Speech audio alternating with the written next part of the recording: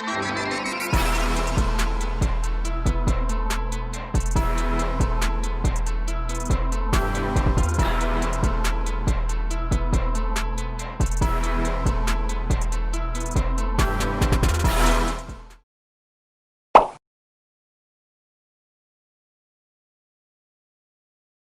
kita ketahui memang terkait dengan calon atau pasangan calon tunggal ini kan dari tahun ke tahun ini meningkat gitu ya. Kalau kita mencoba lihat data dari Komisi Pemilihan Umum ya tahun 2015 ini kan ada 3 pasangan calon ya untuk yang tunggal ini. Terus tahun 2017 ini ada kenaikan 9 ya. Terus tahun 2018 ini ada 12. Artinya apa? Artinya kalau misalnya kita mencoba melihat itu, ini adalah sebuah fenomena yang memang mau tidak mau terjadi di jagat perpolitikan di Indonesia. Oleh karena itu saya kira dengan keputusan Mahkamah Konstitusi tadi yang disampaikan oleh teman dari KPU ini saya kira juga bagian dari kanal yang memang dibuat oleh perundangan untuk bagaimana memfasilitasi apa yang namanya pasangan calon perseorangan ini. Tetapi memang di dalam perkembangannya yang perlu kita coba lihat, justru fenomena yang terjadi kalau kita mencoba melihat lebih jauh, yang terjadi adalah oligarki partai politik. Ya. Jadi kesempatan yang diberikan oleh Mahkamah Konstitusi ini ternyata digunakan salah ya oleh mereka-mereka yang ada di partai politik. Padahal sebenarnya partai politik ini diharapkan ada menurut undang-undang partai politik, menurut undang-undang pemilu, ini adalah untuk bagaimana sarana mencari bibit-bibit unggul yang ada di masyarakat. Oke. Untuk menjadi ada yang menarik Mas Teguh terkait dengan oligarki parpol ya. Ini apa memang ketidakmampuan partai politik atau memang jangan-jangan ada sesuatu yang berbeda? Ya, yang pertama adalah memang ada ketidakmampuan partai politik ya. Jadi orang masuk partai politik yang dilihat pertama adalah hal-hal yang sifatnya pragmatis ya. Jadi orang masuk ke sana adalah bagaimana dia akan nantinya menjadi anggota DPR. Orang masuk ke sana adalah bagaimana mereka menjadi bupati, wali kota ataupun bahkan gubernur ataupun presiden. Sehingga kalau misalnya pertama yang dilihat itu, yang saya katakan tadi adalah sebuah pragmatisme ya yang terjadi adalah bagaimana partai ini memang menjadi pemeran besar ya, pemeran besar dalam artian dia akan menafikan hal-hal lain. Padahal kalau kita mencoba melihat partai politik ini sebenarnya mereka mempunyai kekuatan yang luar biasa ya, baik itu dari segi administratif hukum maupun yang lain. Segi administratif hukum saya melihat bahwa partai politik ini mempunyai kemampuan untuk bagaimana membentuk undang-undang ya di parlemen ya, di Senayan sana. Jadi kalau misalnya mungkin mereka yang perpolitikannya tanggung di tingkat provinsi ataupun tingkat kabupaten kota, memang belum sampai mereka itu membentuk undang-undang. Tetapi kalau mereka itu sudah di Senayan, bahwa orang itu paham politik, paham hukum atau tidak, mereka itu mempunyai kewenangan untuk membuat peraturan perundang-undangan. Oke, kembali kepada persoalan calon tunggal. Ya. Apapun judulnya tentang oligarki parpol, dalam politik saya pikir itu cair dan sah-sah saja.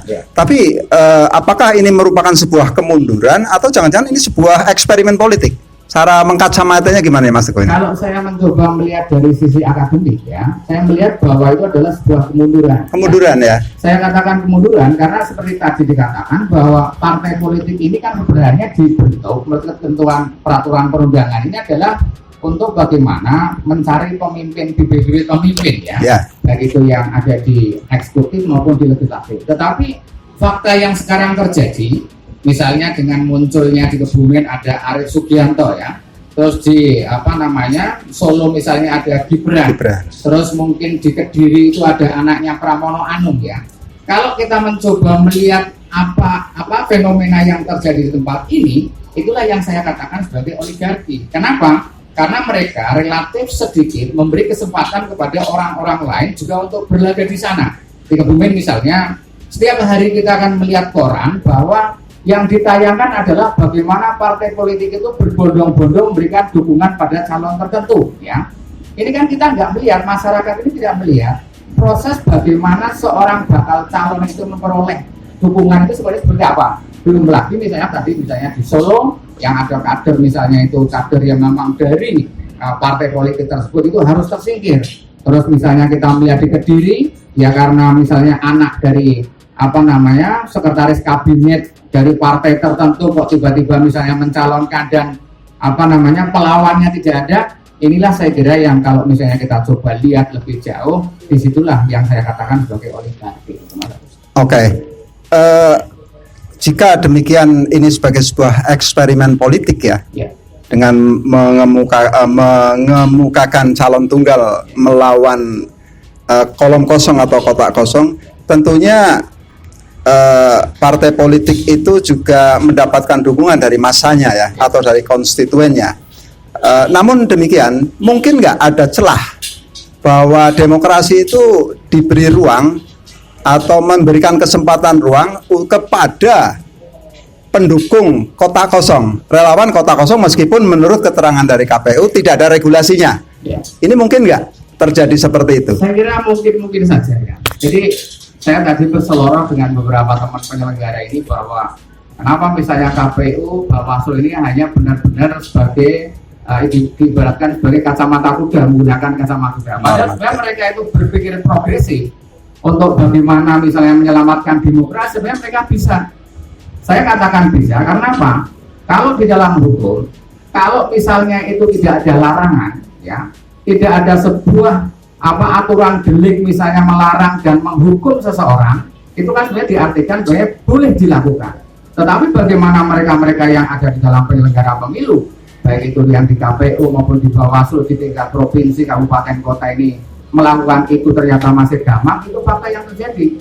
Kegamangan mereka menurut saya itu wajar. Karena apa? Karena mereka yang sebenarnya mempunyai kewenangan untuk membuat regulasi misalnya di Bawaslu RI, di KPU RI, ini juga sebenarnya kurang bagaimana mereka itu merespon keinginan ataupun kendala-kendala ataupun hal-hal yang ada di masyarakat. Artinya Mas Teguh mendorong Bawaslu atau KPU untuk memunculkan regulasi munculnya tim sukses kolom kosong. Saya kira seperti itu. Jadi yang namanya kolom kosong, putusan Mahkamah Konstitusi yang itu diakomodir dalam Undang-Undang Nomor 10 Tahun 2016, ini bukan sebuah cek kosong ya, tetapi ini memang benar-benar harus ditindaklanjuti.